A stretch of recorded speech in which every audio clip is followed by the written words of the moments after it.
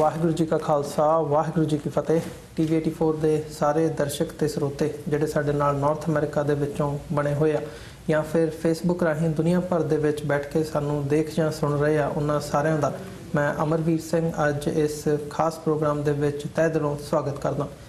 Viewers, ਜਿੱਥੇ ਅਸੀਂ ਖਾਲਸਾ ਸਾਜਣਾ ਦਿਵਸ ਨੂੰ ਮੁੱਖ ਰੱਖਦਿਆਂ ਅਮਰੀਕਾ ਕੈਨੇਡਾ ਦੇ ਵਿੱਚ ਜਿਹੜੀਆਂ ਨਗਰ ਕੀਰਤਨਸ ਨਿਕਲ ਰਹੇ ਨੇ ਉਹਨਾਂ ਦੇ ਉੱਪਰ ਅਸੀਂ ਵਿਸ਼ੇਸ਼ ਕਵਰੇਜਸ ਕੀਤੀਆਂ ਨੇ, ਤੁਹਾਡੇ ਤੱਕ ਉਹ ਜਿਹੜੀਆਂ ਕਵਰੇਜਸ ਨੇ ਉਹ ਪਹੁੰਚਾਈਆਂ ਨੇ।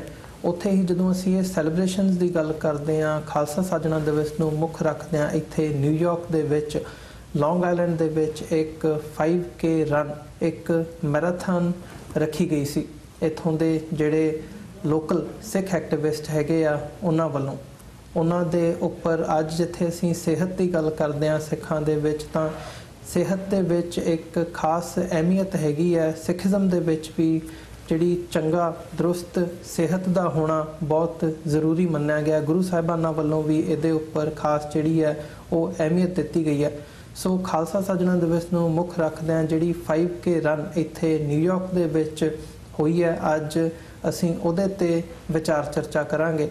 ਸਿਹਤ ਦੀ ਕੀ ਇੰਪੋਰਟੈਂਸ ਹੈਗੀ ਹੈ ਸਾਡੀ ਆਮ ਰੋਜ਼ਮर्रा ਦੀ ਜ਼ਿੰਦਗੀ ਦੇ ਵਿੱਚ, ਤੇ ਨਾਲ ਹੀ ਜਿੱਥੇ 5K ਰਨ ਦਾ ਇੱਕ ਜਿਹੜਾ ਮੁੱਖ ਆਕਰਸ਼ਣ ਸੀਗਾ, ਇਹਨਾਂ ਦੇ ਮੁੱਖ ਮਹਿਮਾਨ ਮਾਤਾ ਮਾਨ ਕੌਰ, 102 ਸਾਲਾਂ ਦੀ ਉਮਰ ਹੈ। ਜਿਵੇਂ ਬਾਬਾ ਫੌਜਾ ਸਿੰਘ ਦੀ ਅਸੀਂ ਗੱਲ ਕਰਦੇ ਹਾਂ, ਉਵੇਂ ਹੀ ਮਾਤਾ ਮਾਨ ਕੌਰ ਦੇ ਨਾਂ ਵੀ ਕਈ ਰੈਕਰਡਸ ਨੇ ਜਿਹੜੇ ਉਹ ਇਸ ਵਕਤ ਉਹਨਾਂ ਦੇ ਨਾਂ ਦੇ ਉੱਪਰ ਬੋਲਦੇ। 102 ਸਾਲਾਂ ਦੀ ਉਮਰ ਦੇ ਵਿੱਚ ਉਹ 100 ਮੀਟਰ, 200 ਮੀਟਰ, 400 ਮੀਟਰ ਤੱਕ ਦੀਆਂ ਜਿਹੜੀਆਂ ਦੌੜਾਂ ਨੇ ਉਹ ਭੱਜਦੇ ਨੇ। ਸੋ ਉਹ ਇਸ 5K ਰਨ ਦੇ ਵਿੱਚ ਉਹਨਾਂ ਨੇ ਮੁੱਖ ਮਹਿਮਾਨ ਦੇ ਤੌਰ 'ਤੇ ਜਿਹੜੀ ਹੈ ਉਹ ਸ਼ਿਰਕਤ ਕੀਤੀ ਸੀ।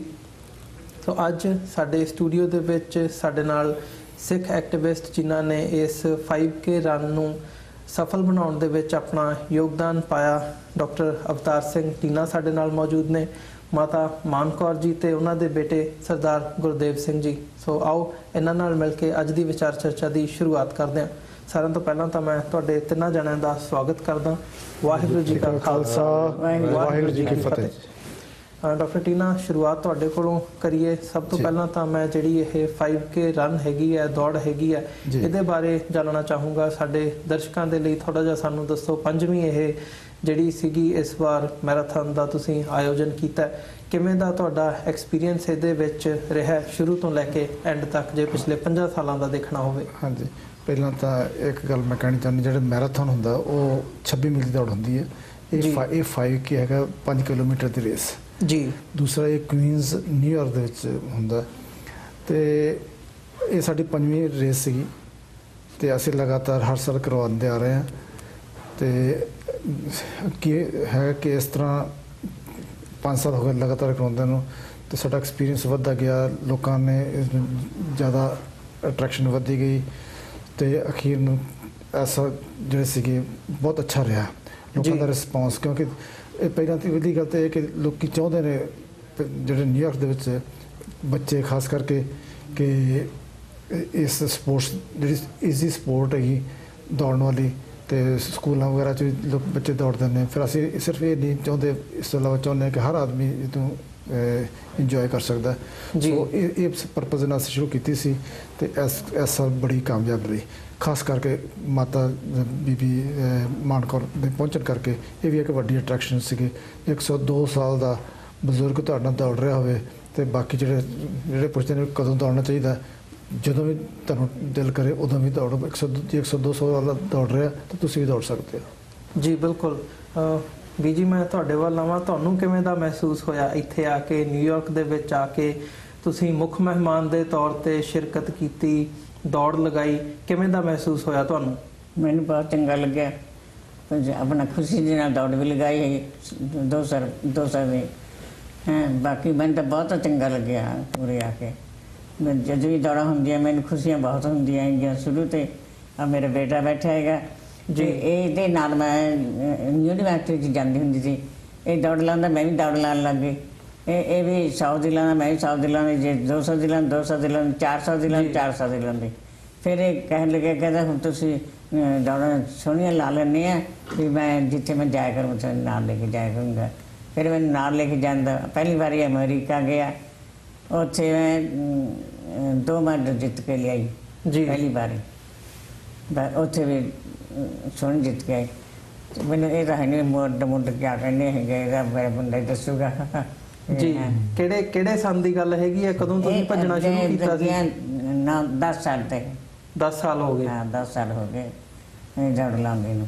ਤੇ 10 ਸਾਲ ਤੋਂ ਤੁਸੀਂ ਭੱਜ ਰਹੇ ਹੋ? ਹਾਂ 10 ਸਾਲ ਤੋਂ ਜਾ ਰਹੀ ਦੌੜ ਰਹੀ ਹਾਂ।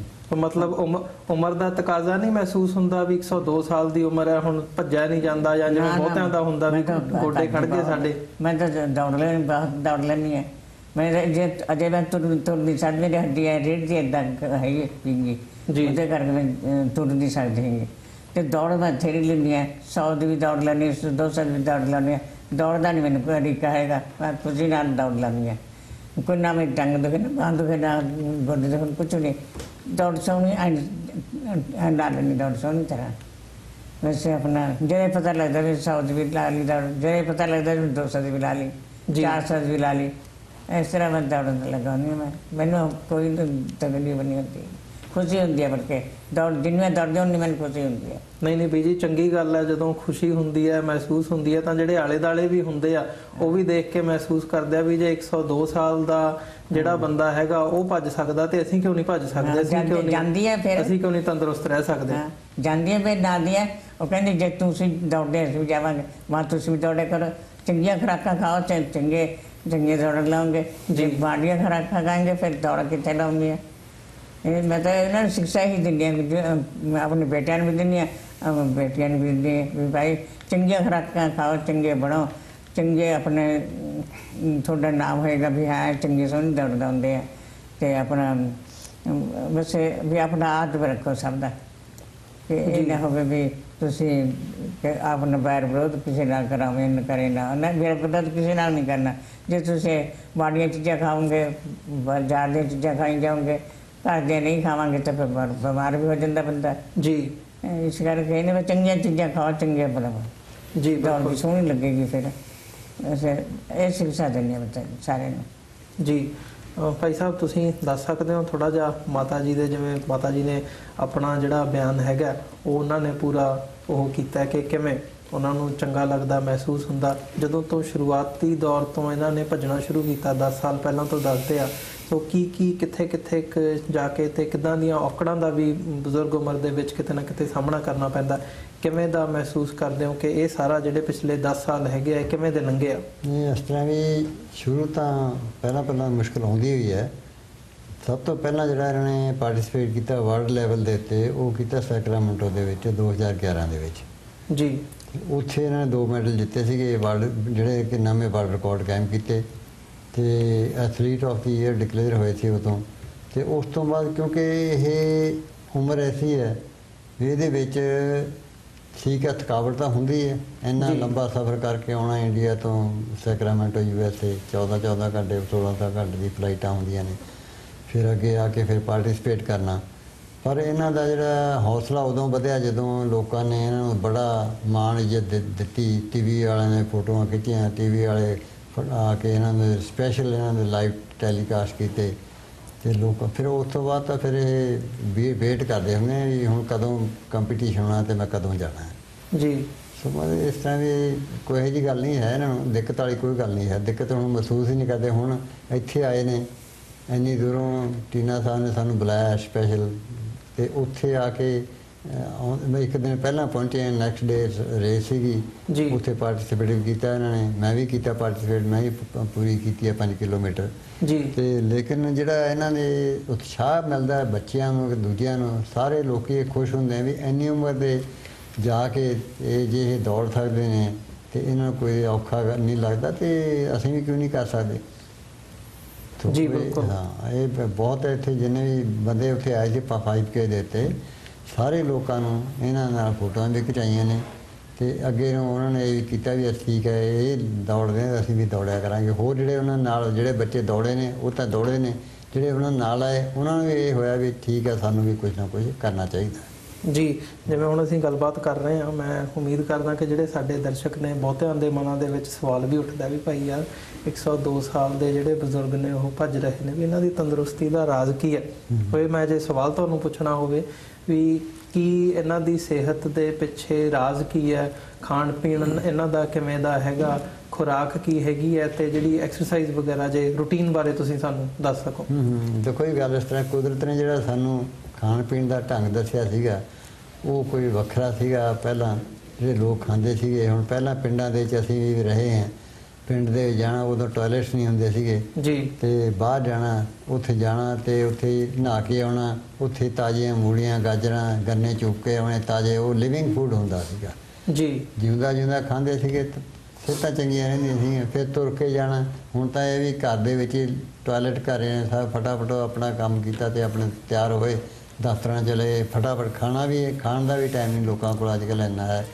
ਤੇ ਉਹ ਫਿਰ ਜਿਹੜਾ ਉਹਦਾ ਅਸਰ ਪੈਂਦਾ। ਉਦੋਂ ਹੁੰਦੇ ਖੁਸ਼ ਹੀ ਰਹਿੰਦੇ ਸੀ, ਗੱਲਾਂ ਬਾਤਾਂ ਕਰਦੇ ਸੀ, ਇੱਕ ਦੂਜੇ ਨਾਲ ਮੇਲ ਮਿਲਾਪ ਹੁੰਦੇ ਸੀਗੇ, ਇੱਜ਼ਤ ਮਾਣ ਹੁੰਦੀ ਸੀਗੀ, ਉਹਦਾ ਫਰਕ ਤੇ ਜੇ ਅੱਜ ਕੱਲ੍ਹ ਤਾਂ ਜ਼ਿੰਦਗੀ ਨੱਠ ਭੱਜ ਬਹੁਤ ਹੋ ਗਈ ਹੈ, ਕਿਸੇ ਕੋਲ ਟਾਈਮ ਨਹੀਂ ਗੱਲ ਕਰਨ ਦਾ, ਆਪਣੇ ਘਰਦਿਆਂ ਨਾਲ ਗੱਲ ਕਰਨ ਦਾ ਟਾਈਮ ਨਹੀਂ ਹੈ ਜੀ। ਤਾਂ ਉਹ ਫਿਰ ਸਿਹਤ ਦੇ ਉੱਤੇ ਉਹਦਾ ਬਹੁਤ ਮਾੜਾ ਅਸਰ ਪੈਂਦਾ।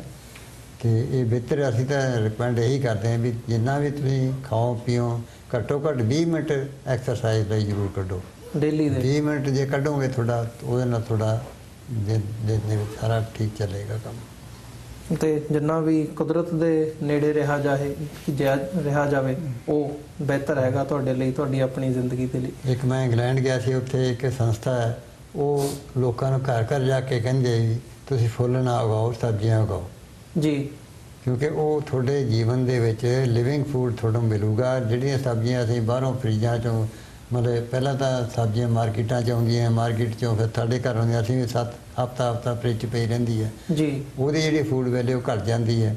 ਤੇ ਉਹਨਾਂ ਦਾ ਖਿਆਲ ਇਹੀ ਹੈ ਵੀ ਤੁਸੀਂ ਇੱਕ ਤਾਂ ਸੀਜ਼ਨ ਦੇ ਵਿੱਚ ਖਾਓਗੇ, ਉਹ ਕਹਿੰਦੇ ਈਟ ਇਨ ਸੀਜ਼ਨ, ਈਟ ਲੋਕਲ, ਈਟ ਇਨ ਸੀਜ਼ਨ, ਜੀ, ਦੋ ਚੀਜ਼ਾਂ ਨੇ ਇਹ ਗੱਲਾਂ। ਇੱਕ ਤਾਂ ਲੋਕਲ ਜਿਹੜੇ ਬਾਹਰਲੇ ਦੇਸ਼ਾਂ 'ਚੋਂ ਕਿਤੇ ਆਪਾਂ ਚੀਜ਼ਾਂ ਮੰਗਾ ਕੇ ਖਾਂਦੇ ਹਾਂ ਉਹਦਾ, ਤੇ ਜਿਹੜੇ ਤੁਹਾਡੇ ਆਪਣੇ ਸ਼ਹਿਰ ਦੇ ਵਿੱਚ ਜਾਂ ਦੇਸ਼ ਦੇ ਵਿੱਚ ਪੈਦਾ ਹੁੰਦੀ ਹੈ ਉਹਦਾ ਬਹੁਤ ਫਰਕ ਹੈ ਸਿਹਤ ਵਾਸਤੇ। ਤੇ ਉਹਨਾਂ ਨੇ ਹੁਣ ਇਹ ਸ਼ੁਰੂ ਕੀਤਾ ਹੈ, ਉਹ ਕਹਿੰਦੇ ਵੀ ਠੀਕ ਹੈ ਫੁੱਲ ਵੀ ਉਗਾਓ, ਲੇਕਿਨ ਫੁੱਲਾਂ ਦੀ ਥਾਂ ਤੇ ਤੁਸੀਂ ਸਬਜ਼ੀਆਂ ਉਗਾਓ, ਉੱਥੇ ਤੋੜੋ, ਉਸੇ ਵੇਲੇ ਉਹਨੂੰ ਜਿਉਂਦਾ ਫੂਡ ਖਾਓ ਜੀ। ਬਹੁਤ ਫਰਕ ਹੋਊਗਾ। ਬੀਜੀ ਦੀ ਅੱਜ ਕੱਲ੍ਹ ਖੁਰਾਕ ਕੀ ਹੈਗੀ? ਇਹਨਾਂ ਦਾ ਬਹੁਤ ਸਿੰਪਲ ਖੁਰਾਕ ਅਸੀਂ ਖਾਂਦੇ ਹਾਂ। ਇੱਕ ਕੀਫਰ ਦਹੀਂ ਹੈ ਜਿਹੜਾ ਕਿ ਸਪੈਸ਼ਲ ਠੰਡਾ ਦੁੱਧ ਹੀ ਜੰਮ ਜਾਂਦਾ, ਉਹ ਅਸੀਂ ਇੱਕ ਗਲਾਸ ਇਹਨਾਂ ਨੂੰ ਦਿੰਦੇ ਹਾਂ ਜੀ। ਉਸ ਤੋਂ ਬਾਅਦ ਜਿਹੜਾ ਵੀ ਕੋਈ ਸੀਜ਼ਨ ਦਾ ਫਰੂਟ ਆ ਉਹ ਦਿੰਦੇ ਹਾਂ। ਤੇ ਦੋਨੇ ਟਾਈਮ ਦੀ ਜਿਹੜੀ ਰੋਟੀ ਆ ਸਪਰਾਊਟ ਕੀਤੀ ਕਣਕ ਦੀ ਜਿਹੜੀ ਹੈ ਨਾ, ਸਪਰਾਊਟ ਕਰਦੇ ਹਾਂ, ਅੱਜ ਪਾਣੀ 'ਚ ਭਿਓ ਦਿਓ, ਕੱਲ੍ਹ ਨੂੰ ਕੱਪੜੇ 'ਚ ਬੰਨ੍ਹ ਦਿਓ, ਪਰਸੋਂ ਨੂੰ ਸਪਰਾਊਟ ਹੋ ਜਾਊਗੀ। ਲੇਕਿਨ ਇੰਡੀਆ ਦੇ ਵਿੱਚ ਜਿਹੜੇ ਲੋਕ ਨੇ, ਜੇ ਗਰਮੀਆਂ ਦੇ ਦਿਨ ਦੇ ਵਿੱਚ ਉਹ ਸਮੈਲ ਮਾਰ ਸਕਦੀ ਹੈ, ਇਸ ਕਰਕੇ ਉਹਨੂੰ 4-5 ਘੰਟੇ ਬਾਅਦ ਉਹਨੂੰ ਧੋ ਕੇ ਦੁਬਾਰਾ ਫਿਰ ਬੰਨ੍ਹਣਾ ਚਾਹੀਦਾ। ਇੱਥੇ ਕੈਨੇਡਾ ਅਮਰੀਕਾ ਦੇ ਵਿੱਚ ਕੋਈ ਦਿੱਕਤ ਨਹੀਂ ਹੈ, ਤੇ ਤੁਸੀਂ ਇੱਕ ਵਾਰੀ ਕੱਪੜੇ 'ਚ ਬੰਨ੍ਹ ਦਿਓ, ਜਦੋਂ ਸਪਰਾਊਟ ਹੋ ਗਈ ਉਹਨੂੰ ਚੰਗੀ ਤਰ੍ਹਾਂ ਧੋ ਕੇ ਉਹਨੂੰ ਵਰਤ ਸਕਦੇ ਹੋ। ਇਕੱਠੀ ਵੀ ਤੁਸੀਂ ਇਕੱਠੀ ਸਪਰਾਊਟ ਕਰ ਸਕਦੇ ਹੋ, 4-5 ਕਿਲੋ ਇਕੱਠੀ ਕਰਕੇ ਉਹਨੂੰ ਕੌਲੀਆਂ 'ਚ ਭਰ ਕੇ ਫਰੀਜ਼ਰ 'ਚ ਰੱਖ ਦਿਓ ਤਾਂ ਕਿ ਉਹ ਜ਼ਿਆਦਾ ਵੱਡੀ ਨਾ ਹੋਵੇ ਜੀ। ਤੇ ਜਦੋਂ 2 ਕੌਲੀਆਂ ਕੱਢੋ, 1 ਕੌਲੀ ਪਾਣੀ ਪਾਓ, ਬਲੈਂਡ ਕਰੋ, ਤੇ ਉਹ ਜਿਵੇਂ ਪੂੜਾ ਬਣਦਾ ਉੱਦਾਂ ਬਣਾ ਕੇ ਤੁਸੀਂ ਰੋਟੀ ਖਾ ਸਕਦੇ ਹੋ। ਬਹੁਤ ਤਾਕਤ ਹੁੰਦੀ ਹੈ ਉਹਦੇ, ਜਿੰਨੇ ਵੀ ਨਿਊਟ੍ਰੀਸ਼ਨ ਹੈ ਸਾਰੇ 100% ਤੋਂ ਲੈ ਕੇ 1200% ਤੱਕ ਵੱਧ ਜਾਂਦੇ ਨੇ, ਤੇ ਉਹ ਤੁਹਾਡੇ ਲਈ ਬਹੁਤ ਜ਼ਿਆਦਾ ਅੱਛੀ ਹੈ। ਸ਼ੂਗਰ ਵਾਲਿਆਂ ਲਈ ਵੀ ਅੱਛੀ ਹੈ। ਜਿਹੜੇ ਲੋਕ ਇਹਨਾਂ ਨੂੰ ਐਲਰਜੀ ਹੈ, ਕਣਕ ਨਹੀਂ ਖਾ ਸਕਦੇ, ਉਹ ਵੀ ਟਰਾਈ ਕਰਕੇ ਦੇਖ ਸਕਦੇ ਆ। ਪਹਿਲਾਂ ਥੋੜ੍ਹੀ ਖਾ ਕੇ ਦੇਖਣ ਵੀ ਜਿਹਨਾਂ ਨੂੰ ਸੂਟ ਕਰਦੇ ਉਹ ਖਾ ਵੀ ਸਕਦੇ ਆ। ਬਹੁਤ ਲੋਕਾਂ ਨੇ ਖਾਣੀ ਸ਼ੁਰੂ ਕਰਤੀ ਹੈ ਜਿਨ੍ਹਾਂ ਨੂੰ ਗਲੂਟਨ ਤੋਂ ਐਲਰਜੀ। ਹਾਂ ਜੀ, ਠੀਕ ਹੈ। ਡਾਕਟਰ ਟੀਨਾ, ਮੈਂ ਦੁਬਾਰਾ 5K ਰਨ ਵੱਲ ਆਵਾਂ। ਜਿਹੜੀ ਸ਼ੁਰੂਆਤ ਇਹਦੀ 5 ਸਾਲ ਪਹਿਲਾਂ ਹੁੰਦੀ ਹੈ, ਤਾਂ ਜਿਵੇਂ ਤੁਸੀਂ ਇਸ ਵਾਰ ਵਿਸ਼ੇਸ਼ ਤੌਰ ਤੇ ਜਿਹੜੇ ਮਾਨ ਕੌਰ ਜੀ ਨੂੰ ਸੱਦਿਆ ਇਸ ਇਵੈਂਟ ਦੇ ਉੱਪਰ, ਇੱਕ ਖਿੱਚ ਦਾ, ਆਕਰਸ਼ਣ ਦਾ ਵੀ ਕੇਂਦਰ ਹੁੰਦਾ ਇਹ, ਤੇ ਜਿਹੜੇ ਆਲੇ ਦਾਲੇ ਹੁੰਦੇ ਆ ਉਹਨਾਂ ਨੂੰ ਲੱਗਦਾ ਹੈ ਵੀ ਕੋਈ ਨਾ ਕੋਈ ਜਿਹੜਾ ਚੀਫ ਗੈਸਟ ਹੈਗਾ ਉਹ ਚੰਗਾ। ਪਿਛਲੇ ਤੋਂ ਪਿਛਲੇ ਸਾਲ ਮੈਨੂੰ ਯਾਦ ਆ ਬਾਬਾ ਫੌਜਾ ਸਿੰਘ ਜਿਹੜੇ ਸੀ, ਉਹਨਾਂ ਨੇ ਇਸ ਜਿਹੜੀ ਇਹ 5K ਰਨ ਹੈਗੀ ਇਹਦੇ ਵਿੱਚ ਪਾਰਟਿਸਿਪੇਟ ਕੀਤਾ ਸੀ। ਸੋ ਓਵਰਆਲ ਕਿਵੇਂ ਦਾ ਲੋਕਾਂ ਦੇ ਵਿੱਚ ਜਾਂ ਆਮ ਸੰਗਤ ਦੇ ਵਿੱਚ ਕਿਵੇਂ ਦਾ ਉਤਸ਼ਾਹ ਦੇਖਣ ਨੂੰ ਮਿਲਿਆ? ਕਿਉਂਕਿ ਅਸੀਂ ਹਰ ਸਾਲ ਕੋਈ ਵੱਡੀ ਪਰਸਨੈਲਿਟੀ ਲੈ ਕੇ ਆਉਂਦੇ ਹਾਂ, ਜਿਵੇਂ ਫੌਜਾ ਸਿੰਘ ਲੈ ਕੇ ਆਏ ਅਸੀਂ 2016 ਵਿੱਚ, ਤੇ ਉਹ ਵੈਲ ਨੋਨ ਪਰਸਨੈਲਿਟੀ ਸੀਗੇ, ਤੇ ਇਸ ਕਰਕੇ ਅਸੀਂ ਕਾਫੀ ਅਟਰੈਕਸ਼ਨ ਕਰ ਸਕੇ। ਲਾਸਟ ਈਅਰ ਅਸੀਂ ਖਾਲਸਾ ਏਡ ਦੇ ਸਰਦਾਰ ਰਵੀ ਸਿੰਘ ਉਹ ਆਏ ਸੀਗੇ ਜੀ। ਉਹ ਵੀ ਵਰਲਡ ਰਨਾਊਂਡ ਹੈਗੇ ਨੇ ਤੇ ਅਸੀਂ ਇੰਨੇ 600 ਦਾ ਇੰਤਜ਼ਾਮ ਅਸੀਂ ਕੀਤਾ ਸੀ। ਐਤਕੀ ਵੀ ਅਸੀਂ 600 ਦਾ ਇੰਤਜ਼ਾਮ ਕੀਤਾ ਸੀ, ਪਰ ਇਹਨਾਂ ਕਰਕੇ ਬਹੁਤ ਵੈਸੇ ਫਰਕ ਪੈਂਦਾ ਇਹਨਾਂ ਗੱਲਾਂ ਦਾ, ਕਿਉਂਕਿ ਖੁਦ ਰਨਰ ਨੇ ਜੀ। ਤੇ ਇਸ ਕਰਕੇ ਫਿਰ ਉਹ ਸਾਡੇ ਕੋਲੋਂ 600 ਤੋਂ ਜ਼ਿਆਦਾ ਲੋਕ ਆ ਗਏ ਸੀਗੇ ਤੇ ਪਰ ਅਸੀਂ ਉਹਦਾ ਇੰਤਜ਼ਾਮ ਕੀਤਾ। ਪਰ ਐਵਰੀ ਟਾਈਮ ਜਿਹੜੀ ਸਾਡੀ ਗਿਣਤੀ ਉਹ ਵੱਧ ਰਹੀ ਹੈ ਤੇ ਅਸੀਂ ਕੋਸ਼ਿਸ਼ ਕਰਦੇ ਹਾਂ ਕਿ ਉਹ ਇਹੀ ਹੁੰਦਾ ਕਿ ਜਦੋਂ ਕੋਈ ਵੱਡੀ ਸੈਲੀਬ੍ਰਿਟੀ ਆਉਂਦੀ ਤਾਂ ਉਹਦਾ ਬੜਾ ਇਫੈਕਟ ਹੁੰਦਾ ਹੈ। ਸੋ ਨੈਕਸਟ ਟਾਈਮ ਅਸੀਂ ਫਿਰ ਕੋਸ਼ਿਸ਼ ਕਰਾਂਗੇ ਕਿ ਹੋਰ ਕੋਈ ਵੱਡੀ ਸੈਲੀਬ੍ਰਿਟੀ ਆਵੇ, ਨਾਲੇ ਤਾਂ ਅਸੀਂ ਆਪਣੀ ਸਿਹਤ ਦਾ ਖਿਆਲ ਰੱਖੀਏ, ਬੱਚਿਆਂ ਨੂੰ ਅੱਗੇ ਲੈ ਕੇ ਆਈਏ। ਅਮਰੀਕਨ ਜਿਹੜਾ ਸਿਸਟਮ ਹੈਗਾ ਉਹਦੇ ਵਿੱਚ ਬੱਚੇ ਆਉਣ, ਅੱਛੀਆਂ ਸਪੋਰਟਸ ਦੇ ਵਿੱਚ ਹਿੱਸਾ ਲੈਣ ਤੇ ਬਾਕੀ ਉਸ ਤੋਂ ਇਲਾਵਾ ਅਸੀਂ ਚਾਹੁੰਦੇ ਆਪਣੀ ਕਮਿਊਨਿਟੀ ਦੇ ਅੱਛੀ ਸਿਹਤ ਦਾ ਖਿਆਲ ਰੱਖਣ। ਮੈਂ ਇੱਕ ਗੱਲ ਜਿਹੜੀ ਕਹਿਣੀ ਚਾਹੁੰਦਾ ਸਿਹਤ ਬਾਰੇ ਕਿ ਇਹਨਾਂ ਨੇ 93 ਤੇ ਦੌੜਨਾ ਸ਼ੁਰੂ ਕੀਤਾ ਸੀ, 93 ਸਾਲ ਦੀ ਉਮਰ ਸੀ। 93 ਸਾਲ ਤੇ ਉਹ ਦੌੜਨ ਤੋਂ ਮੇਰਾ ਮਤਲਬ ਕਿ ਆਪਣੀ ਸਿਹਤ ਦਾ ਖਿਆਲ ਕਰਨਾ ਸ਼ੁਰੂ ਕੀਤਾ। 100 ਮੀਟਰ ਰੇਸ, 200, 400 ਤੇ ਉਸ ਤੋਂ ਬਾਅਦ ਇਹਨਾਂ ਨੇ ਜੈਵਲਿਨ ਥਰੋ ਤੇ ਸ਼ਾਟ ਪੁੱਟ, ਇਹ 4 ਚੀਜ਼ਾਂ ਦੇ ਵਿੱਚ ਇਹਨਾਂ ਦੀ ਸਪੈਸ਼ਲਿਟੀ ਹੈ, ਮਾਹਿਰੀਅਤ ਹੈ। ਸੋ ਇਹ ਚਾਰੇ ਜਿਹੜੇ 5 ਇਵੈਂਟ ਜਿਹੜੇ ਇਹਨਾਂ ਕੋਲ ਗੋਲਡ ਮੈਡਲ ਹੈਗੇ ਨੇ, ਇਹਨਾਂ ਦੇ ਜਿਹੜੇ ਵਰਲਡ ਰੈਕੋਰਡ ਹੈਗੇ ਨੇ ਆਫਟਰ 100 above 100, ਸੋ ਇਹਨਾਂ ਕੋਲ ਨੇ। ਤਾਂ ਜਿਹੜੀ ਗੱਲ ਮੈਂ ਕਹਿਣੀ ਚਾਹੁੰਦਾ ਸੀਗਾ, ਜਦੋਂ ਇਹ 93 ਦੇ ਸੀਗੇ ਤੇ ਡਾਕਟਰ ਜਦੋਂ ਇਹ ਆਪ ਖੁਦ ਕਹਿੰਦੇ ਨੇ ਕਿ ਜਦੋਂ ਮੈਂ 93 ਤੇ ਸੀਗੇ ਤੇ ਮੈਂ ਆਪਣੇ ਨੂੰ ਬੁੱਢਾ ਮਹਿਸੂਸ ਕਰਦੀ ਸੀ, ਵੀਕ ਮਹਿਸੂਸ ਕਰਦੀ ਸੀ ਤੇ ਮੈਂ ਸੋਚਦੀ ਸੀ ਮੈਂ 93 ਸਾਲ ਦੀ ਹੋ ਗਈ, ਬਸ ਹੁਣ ਤਾਂ ਮੈਂ ਜਾਣ ਵਾਲੀ ਹਾਂ। ਪਰ ਜਦੋਂ ਤੋਂ ਇਹਨਾਂ ਭਾਈ ਸਾਹਿਬ ਗੁਰਦੇਵ ਸਿੰਘ ਉਹਨਾਂ ਨੇ ਦੇਖਿਆ ਇਹਨਾਂ ਵਿੱਚ ਪੋਟੈਂਸ਼ੀਅਲ ਹੈ, ਕਿਉਂਕਿ ਇਹਨਾਂ ਦੱਸਿਆ ਹੋਣਾ ਤੁਹਾਨੂੰ ਕਿ ਜਦੋਂ ਇਹ ਜਾਂਦੇ ਸੀਗੇ ਆਪ ਪ੍ਰੈਕਟਿਸ ਕਰਨ ਵਾਸਤੇ ਤੇ ਇਹ ਬੀਜੀ ਆਪ ਚੱਲ ਜਾਂਦੇ ਸੀ। ਇਹ 100 ਮੀਟਰ ਕਹਿੰਦੇ ਮੈਂ ਵੀ 100 ਮੀਟਰ ਕਰ ਲੈਂਦੀ ਸੀ। ਜਦੋਂ 200 ਮੀਟਰ ਆਉਂਦਾ ਸੀ ਜੋ ਇਹ ਕਰਦੇ ਸੀ ਉਹ ਨਾਲ ਕਰੀ ਜਾਂਦੇ ਸੀ। ਇਹਨਾਂ ਨੇ ਇੱਕ ਜਿਸ ਤਰ੍ਹਾਂ ਦੇਖਿਆ ਕਿ ਇਹਨਾਂ 'ਚ ਬੜਾ ਪੋਟੈਂਸ਼ੀਅਲ ਹੈ ਤੇ 93 ਸਾਲ ਤੇ ਵੀ ਇਹ ਤਾਂ ਵੀ ਅੱਛਾ ਕੰਮ ਕਰ ਰਹੇ ਨੇ। ਫਿਰ ਇਹਨਾਂ ਨੂੰ ਟ੍ਰੇਨ ਕਰਨਾ ਸ਼ੁਰੂ ਕੀਤਾ। ਸੋ ਉਸ ਤੋਂ ਬਾਅਦ ਫਿਰ ਇਹ ਆਪਣਾ ਜਿਹੜਾ ਪੋਟੈਂਸ਼ੀਅਲ ਇਹਨਾਂ ਸ਼ੋਅ ਕੀਤਾ। ਉਹ ਜਿਹੜੇ ਡਾਕਟਰ ਕਹਿੰਦੇ ਸੀਗੇ ਕਿ ਇਹਨਾਂ ਦੀ ਹੱਡੀਆਂ ਕਮਜ਼ੋਰ ਨੇ, ਇਹਨਾਂ ਦੀ ਰੀੜ੍ਹ ਦੀ ਹੱਡੀ ਖਰਾਬ ਹੈ, ਇਹਨਾਂ ਨੂੰ ਦੌੜਨ 'ਤੇ ਨਾ ਲਾਓ, ਉਹ ਅੱਜ 9 ਸਾਲਾਂ ਬਾਅਦ ਦੁਬਾਰਾ ਇਹਨਾਂ ਨੂੰ ਕਹਿੰਦੇ ਨੇ ਕਿ ਤੁਸੀਂ ਦੇਖੋ ਇਹਨਾਂ ਦੀ ਸਿਹਤ ਅੱਗੇ ਨਾਲੋਂ ਵੀ ਚੰਗੀ ਹੈ। ਮਾਤਾ ਜੀ ਖੁਦ ਕਹਿੰਦੇ ਮੇਰੇ ਕੋਲ ਜਿੰਨੀ એનર્ਜੀ ਹੁਣ ਹੈ ਮੈਂ ਅੱਜ ਤੋਂ 9 ਸਾਲ ਪਹਿਲਾਂ ਸੀ, ਪਹਿਲਾਂ ਮੈਂ ਕਮਜ਼ੋਰ ਸੀਗੀ ਪਰ ਹੁਣ ਬਹੁਤ ਖੁਸ਼ ਨੇ। ਉਹ ਕਹਿੰਦੇ ਵੀ ਇਹਦਾ ਕਾਰਨ ਉਹੀ ਹੈ ਅੱਛਾ ਖਾਣਾ ਤੇ ਸਿਹਤ, ਦੂਜੀ ਐਕਸਰਸਾਈਜ਼ ਜੀ। ਸੋ ਇਨਸਾਨ ਨੂੰ ਕਦੇ ਇਹ ਨਹੀਂ ਕਹਿਣਾ ਚਾਹੀਦਾ ਕਿ ਮੈਂ ਹੁਣ 90 ਦਾ ਹੋ ਗਿਆ ਜਾਂ 80 ਦਾ ਹੋ ਗਿਆ ਜਾਂ 70 ਦਾ ਹੋ ਗਿਆ। ਇਨਸਾਨ ਹਰ ਵੇਲੇ ਜਵਾਨ ਹੈ, ਪਰ ਇਹ ਤੁਹਾਡੀ ਸੋਚ ਨਹੀਂ ਚੰਗੀ ਹੋਣੀ ਚਾਹੀਦੀ। ਤੁਸੀਂ ਪੋਜ਼ਿਟਿਵ ਥਿੰਕਿੰਗ ਕਰੋ, ਐਕਸਰਸਾਈਜ਼ ਕਰੋ ਤੇ ਬਾਕੀ ਅੱਛੀ ਨਿਊਟ੍ਰੀਸ਼ਨ ਦਿਓ ਜੀ। ਤੇ ਹਰ ਵੇਲੇ ਤੁਹਾਡੀ ਏਜ ਸੇਮ ਹੀ ਹੈ, ਉਹ ਤੁਹਾਡੀ ਸੋਚਣੀ 'ਤੇ ਡਿਪੈਂਡ ਕਰਦਾ ਕਿ ਤੁਸੀਂ ਹਾਊ ਯੂ ਫੀਲ। ਸੋ ਮੈਂ ਇਹਨਾਂ ਦਾ ਇੱਕ ਐਗਜ਼ਾਮਪਲ ਹੈ ਕਿ ਜਿਹੜਾ ਬੰਦਾ 93 ਸਾਲ ਤੱਕ ਕਹਿੰਦਾ ਕਿ ਮੈਂ ਜਾਣ ਵਾਲਾ ਤੇ ਹੁਣ ਉਹ ਕਹਿੰਦੇ ਨੇ ਵੀ ਮੈਂ ਕਿਉਂ ਜਾਵਾਂ, ਮੈਂ ਤਾਂ ਬਿਲਕੁਲ ਹੈਲਦੀ ਹਾਂ ਜੀ। ਸੋ ਦੂਜਾ ਇਹ ਹੈ ਕਿ ਇਹ ਬਜ਼ੁਰਗਾਂ ਦੀ ਇਹਨਾਂ ਨੂੰ 3-4 ਚੀਜ਼ਾਂ ਦੀ ਲੋੜ ਹੁੰਦੀ ਹੈ। ਨੰਬਰ 1 ਤਾਂ ਇਹਨਾਂ ਨੂੰ ਟਾਈਮ ਬੋਲਣ ਦਾ ਮੌਕਾ ਮਿਲਣਾ ਚਾਹੀਦਾ ਆਪਣੇ ਐਕਸਪ੍ਰੈਸ ਕਰਨ ਦਾ, ਕਿਉਂਕਿ ਜਦੋਂ ਬਜ਼ੁਰਗ ਹੋ ਜਾਂਦੇ ਨੇ ਅਸੀਂ ਉਹਨਾਂ ਨੂੰ ਨੈਗਲੈਕਟ ਕਰ ਦਿੰਦੇ ਹਾਂ। ਸੋ ਹੁਣ ਜਦੋਂ ਇਹ ਆਪਣੇ ਬਾਹਰ ਨਿਕਲੇ ਨੇ ਆਪਣੇ ਨੂੰ ਮੌਕਾ ਮਿਲਦਾ ਗੱਲ ਕਰਨ ਦਾ, ਫਿਰ ਇਹਨਾਂ ਨੂੰ ਪ੍ਰਸ਼ੰਸਾ ਮਿਲਦੀ ਹੈ। ਇਹਨਾਂ ਦੀ ਖੁਰਾਕ, ਬਜ਼ੁਰਗਾਂ ਦੀ ਜਿਹੜੀ ਖੁਰਾਕ ਹੈ, ਇਹਨਾਂ ਦੀ ਖੁਰਾਕ ਹੈ ਪ੍ਰਸ਼ੰਸਾ, ਇਹਨਾਂ ਨੂੰ ਸ਼ਾਬਾਸ਼ ਮਿਲੇ, ਇਹਨਾਂ ਨੂੰ ਅਟੈਂਸ਼ਨ ਮਿਲੇ। ਉਹ ਹੁਣ ਸਭ ਕੁਝ ਮਿਲਦਾ ਜੇ ਅਸੀਂ ਆਪਣੇ ਬਜ਼ੁਰਗਾਂ ਨੂੰ ਵੀ ਇਹੀ ਅਟੈਂਸ਼ਨ ਦਈਏ ਤੇ ਉਹ ਕਦੇ ਵੀ ਬਜ਼ੁਰਗ ਨਾ ਹੋਣ। ਸੋ ਮੈਂ ਇਹਨਾਂ ਕੋਲ ਇਹ ਸਿੱਖਿਆ ਜੀ। ਬਿਲਕੁਲ। ਤੇ 5K ਰਨ ਦੇ ਹਵਾਲੇ ਨਾਲ ਅਗਲਾ ਤੁਹਾਡਾ ਕੀ ਪਲਾਨ ਹੈਗਾ, ਜੇ ਅਸੀਂ ਅਗਲੇ ਸਾਲ ਦੀ ਗੱਲ ਕਰਨੀ ਹੋਵੇ ਜਾਂ ਆਮ ਤੌਰ ਤੇ ਜਦੋਂ ਅਸੀਂ ਇੱਥੇ ਲੋਕਲ ਕਮਿਊਨਿਟੀ ਦੇ ਵਿੱਚ ਵਿਚਰਦੇ ਹਾਂ ਤਾਂ ਕੀ ਸੰਦੇਸ਼ ਤੁਸੀਂ ਕੀ ਦੇਣਾ ਚਾਹੋਗੇ ਇਸ ਸਾਰੇ ਪਾਰਟ ਨੂੰ ਮੁੱਖ ਰੱਖਦਿਆਂ ਹੋਇਆਂ ਵੀ ਭਾਈ ਜਿੱਥੇ ਅੱਜ ਇਸ ਵਾਰ ਮਾਤਾ ਮਾਨ ਕੌਰ ਜੀ ਤੁਹਾਡੇ ਚੀਫ ਗੈਸਟ ਸੀਗੇ, ਆਉਣ ਵਾਲੇ ਸਮੇਂ ਦੇ ਵਿੱਚ ਜਿੱਥੇ ਅਸੀਂ ਅੱਜ ਸਿਹਤ ਦੀ ਗੱਲ ਕਰ ਰਹੇ ਹਾਂ, ਕੀ ਮੈਸੇਜ ਦੇਣਾ ਚਾਹੋਗੇ ਜਿਹੜੇ ਸਾਡੇ ਦਰਸ਼ਕ ਨੇ? ਮੈਸੇਜ ਹਮੇਸ਼ਾ ਇਹੀ ਹੈ। ਪਹਿਲਾਂ ਮੈਂ ਇੱਕ ਹੋਰ ਗੱਲ ਕਹਿਣਾ ਚਾਹੁੰਦਾ ਕੀ ਹੁੰਦਾ ਕਿ ਅਸੀਂ ਸਾਡੇ ਲੋਕਾਂ ਦੀ ਇੱਕ ਆਦਤ ਹੈ ਕਿ ਅਸੀਂ ਸਾਰਾ ਕੰਮ ਥੋੜ੍ਹਾ ਜਿਹਾ ਲੇਟ ਕਰਦੇ ਹਾਂ। ਅਸੀਂ 1 ਮਹੀਨਾ ਪਹਿਲਾਂ ਐਡਵਰਟਾਈਜ਼ਮੈਂਟ ਸ਼ੁਰੂ ਕਰ ਦਿੱਤੀ ਸੀ ਕਿ ਇਸ ਤਰੀਕ ਨੂੰ ਰੇਸ ਹੋ ਰਹੀ ਹੈ।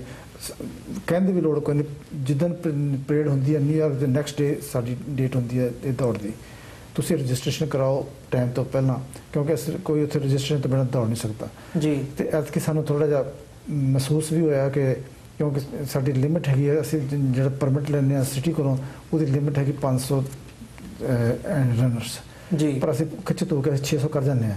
ਪਰ ਐਤਕੀ 600 ਵੀ ਵੱਧ ਗਿਆ ਸੀ। ਕੁਛ ਲੋਕ ਆਉਂਦੇ ਨੇ ਬਾਅਦ 'ਚੋਂ ਕਹਿੰਦੇ ਨੇ ਵੀ ਅਸੀਂ ਤਾਂ ਦੌੜਨ ਆਏ, ਅਸੀਂ ਕਨੈਕਟਿਡ ਤੋਂ ਆਏ ਹਾਂ, ਫਲਾਣੀ ਜਗ੍ਹਾ ਤੋਂ ਆਏ ਹਾਂ, ਸਾਨੂੰ ਨੰਬਰ ਦਿਓ।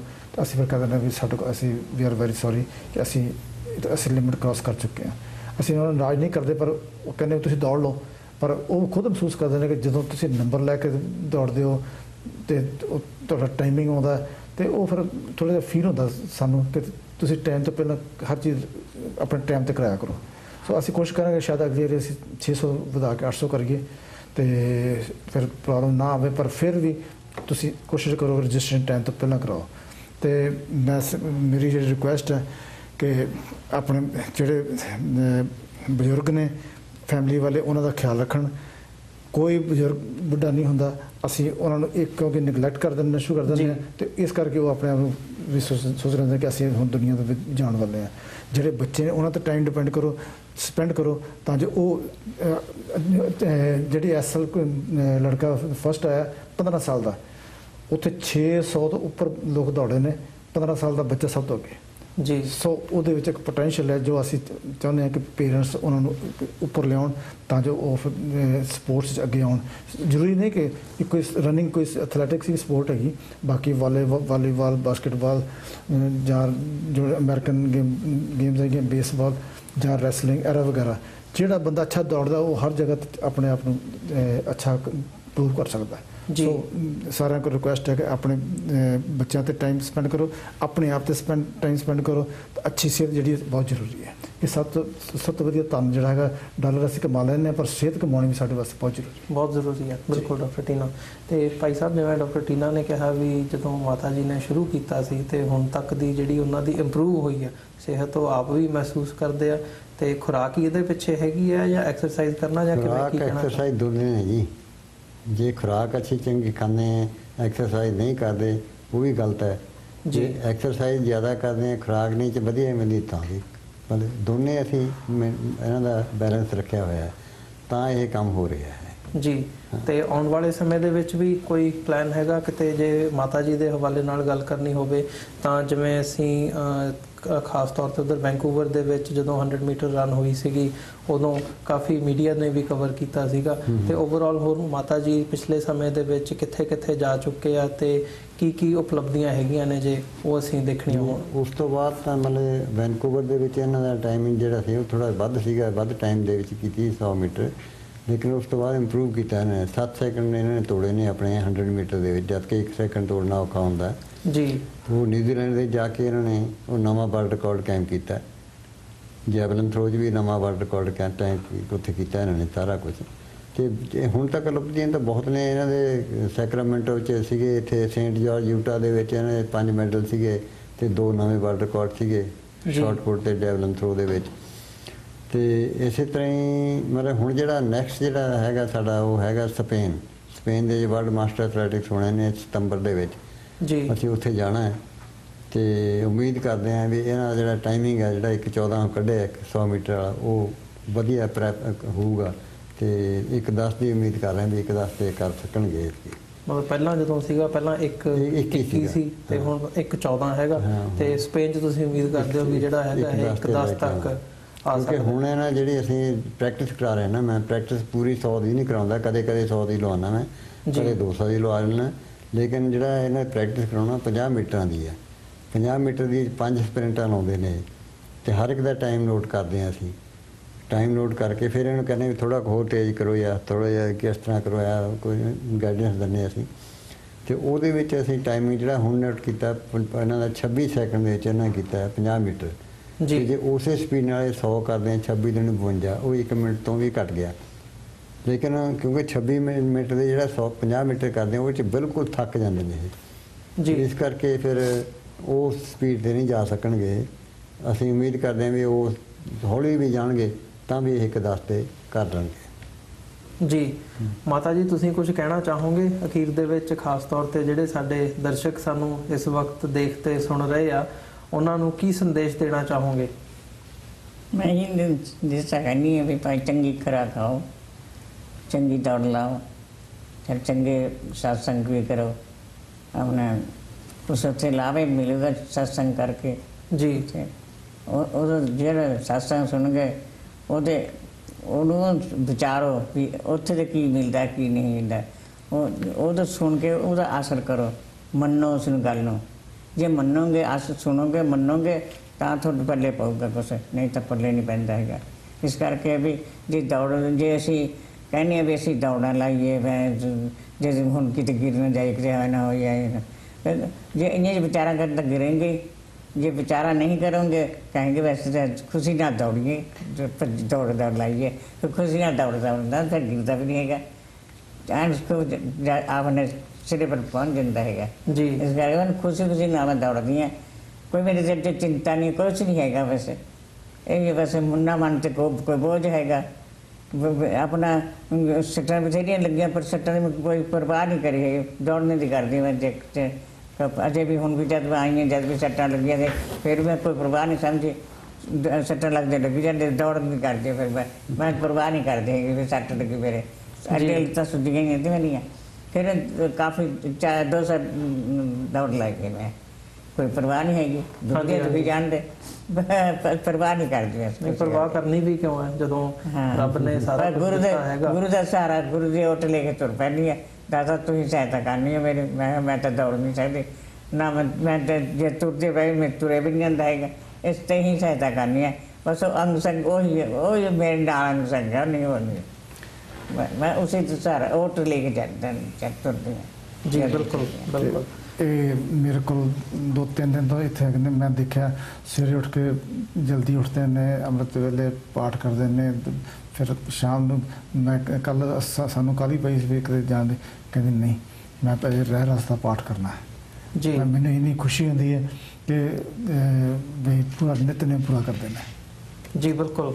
ਤੇ ਜਿਹੜੇ ਸਾਡੇ ਦਰਸ਼ਕ ਇਸ ਵਕਤ ਸਾਡੇ ਨਾਲ ਜੁੜੇ ਹੋਏ ਨੇ, ਸਾਡਾ ਸਮਾਂ ਹੁਣ ਸਮਾਪਤੀ ਦੇ ਵੱਲ ਜਾ ਰਿਹਾ, ਪਰ ਕੰਕਲੂਡਿੰਗ ਕਮੈਂਟ ਮੈਂ ਇਹੀ ਕਰਨਾ ਚਾਹੂੰਗਾ ਵੀ ਜਿੱਥੇ ਇੱਦਾਂ ਦੇ ਜਿਹੜੇ ਬਜ਼ੁਰਗ ਹੈਗੇ ਆ, ਭਾਵੇਂ ਉਹ ਬਾਬਾ ਫੌਜਾ ਸਿੰਘ ਹੋਣ ਜਾਂ ਸਾਡੇ ਸਾਹਮਣੇ ਬੈਠੇ ਆ ਮਾਤਾ ਮਾਨ ਕੌਰ ਜੀ, ਇਹਨਾਂ ਵੱਲ ਦੇਖ ਕੇ ਸਾਨੂੰ ਇਹੀ ਸਿੱਖਣ ਨੂੰ ਮਿਲਦਾ ਹੈ ਕਿ ਉਮਰ ਜਿਹੜੀ ਹੈਗੀ ਹੈ ਉਹ ਤੁਹਾਡੇ ਤੇ ਰੋਕ ਨਹੀਂ ਲਾਉਂਦੀ, ਜਿਹੜੀ ਖੜੌਤ ਹੈਗੀ ਹੈ ਉਹ ਤੁਹਾਡੇ ਮਨ ਦੇ ਵਿੱਚ ਹੁੰਦੀ ਹੈ। ਤੁਸੀਂ ਉਹਨੂੰ ਓਵਰਕਮ ਜੇ ਕਰੋ ਤਾਂ ਆਪਣੇ ਜਿਹੜਾ ਤੁਹਾਡਾ ਇੱਕ ਲਿਮਿਟ ਹੈਗੀ ਹੈ ਉਹਨੂੰ ਤੁਸੀਂ ਪੁਸ਼ ਕਰੋ ਤਾਂ ਤੁਸੀਂ ਕੁਝ ਵੀ ਜਿਹੜਾ ਹੈਗਾ ਉਹ ਜ਼ਿੰਦਗੀ ਦੇ ਵਿੱਚ ਪ੍ਰਾਪਤ ਕਰ ਸਕਦੇ ਹੋ। ਤੇ ਜ਼ਰੂਰੀ ਗੱਲ ਇਹ ਹੈ ਕਿ ਜਿਵੇਂ ਨਿਤਨੇਮ ਦੀ ਗੱਲ ਹੈਗੀ ਹੈ ਜਾਂ ਸਤਸੰਗ ਦੀ ਗੱਲ ਮਾਤਾ ਜੀ ਨੇ ਕੀਤੀ ਹੈ ਵੀ ਆਪਣੇ ਗੁਰੂ ਦੇ ਨਾਲ ਜੁੜਨ ਦੀ ਵੀ ਲੋੜ ਹੈ, ਤੇ ਓਵਰਆਲ ਆਪਣੀ ਸਿਹਤ ਦਾ ਧਿਆਨ ਰੱਖਦੇ ਹਾਂ ਤੰਦਰੁਸਤ ਹੋਣ ਦੇ ਲਈ ਜਿੱਥੇ ਐਕਸਰਸਾਈਜ਼ ਜ਼ਰੂਰੀ ਹੈ ਉੱਥੇ ਹੀ ਨਾਲ ਆਪਣੀ ਜਿਹੜੀ ਖੁਰਾਕ ਹੈਗੀ ਹੈ ਉਹਦੇ ਵੱਲ ਵੀ ਸਾਨੂੰ ਧਿਆਨ ਦੇਣ ਦੀ ਲੋੜ ਹੈ। ਸੋ ਅੱਜ ਦਾ ਜਿਹੜਾ ਸ਼ੋਅ ਹੈਗਾ ਉਹਨੂੰ ਅਸੀਂ ਇੱਥੇ ਹੀ ਸਮਾਪਤ ਕਰਦੇ ਹਾਂ, ਤੇ ਇੱਥੇ ਹੀ ਜਿੱਥੇ ਤੁਹਾਡੇ ਕੋਲੋਂ ਅਸੀਂ ਇਜਾਜ਼ਤ ਚਾਹਾਂਗੇ। ਮੈਂ ਤੁਹਾਡੇ ਤਿੰਨਾਂ ਜਣਿਆਂ ਦਾ, ਮਾਤਾ ਜੀ ਖਾਸ ਤੌਰ ਤੇ ਤੁਹਾਡਾ, ਤੁਸੀਂ ਆਪਣਾ ਸਮਾਂ ਕੱਢ ਕੇ ਸਾਡੇ ਸਟੂਡੀਓ ਦੇ ਵਿੱਚ ਆਏ, ਆਪਣਾ ਸਮਾਂ ਦਿੱਤਾ, ਬਹੁਤ ਬਹੁਤ ਧੰਨਵਾਦ ਤੁਹਾਡਾ। ਅੰਤ ਦੇ ਵਿੱਚ ਫਤਿਹ ਦੀ ਸਾਂਝ ਪਾਈਏ ਜੀ। ਵਾਹਿਗੁਰੂ ਜੀ ਕਾ ਖਾਲਸਾ, ਵਾਹਿਗੁਰੂ ਜੀ ਕੀ ਫਤਿਹ। ਐਂਡ ਤੋਂ ਪਹਿਲਾਂ ਮਾਤਾ ਜੀ ਕਹਿੰਦੇ ਹਮੇਸ਼ਾ ਜੈਕਾਰਾ ਮੈਂ ਜ਼ਰੂਰ ਛੱਡਣਾ ਜੀ। ਬਿਲਕੁਲ ਜੀ, ਜ਼ਰੂਰ ਛੱਡੋ ਜੈਕਾਰਾ, ਛੱਡ ਦਿਓ। ਬੋਲੇ ਸੋ ਨਿਹਾਲ, ਸਤਿ ਸ੍ਰੀ ਅਕਾਲ, ਵਾਹਿਗੁਰੂ ਜੀ ਕਾ ਖਾਲਸਾ, ਵਾਹਿਗੁਰੂ ਜੀ ਕੀ ਫਤਿਹ ਜੀ।